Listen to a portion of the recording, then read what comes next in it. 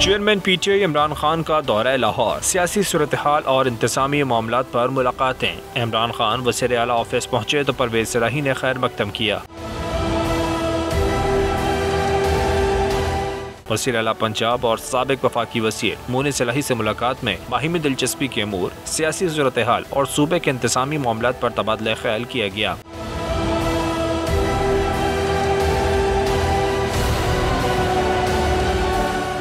परवेज सलाही ने सियासी वफादारियां बदलने वालों के खिलाफ मौक़िफ़ पर खड़ा रहने पर इमरान खान की सियासी बसीरत को सराहा। वज़ीर आला ने सैलाब ज़दगान की मदद के लिए हुकूमती इक़दामात से आगाह किया। इमरान खान ने अवाम को रिलीफ देने के लिए तमाम तर काविशें बरूए कार लाने की हिदायत की और कहा कि इमदादी सरगर्मियों को मज़ीद तेज़ किया जाए और सैलाब मुतासरीन की हर मुमकिन मदद की जाए।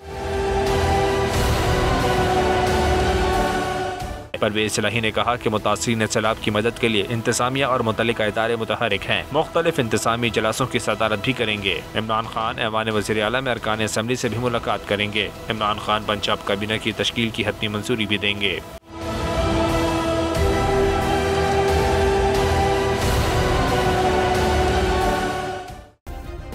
सब्सक्राइब करें और बेल दबाएं ताकि कोई खबर रह न जाए।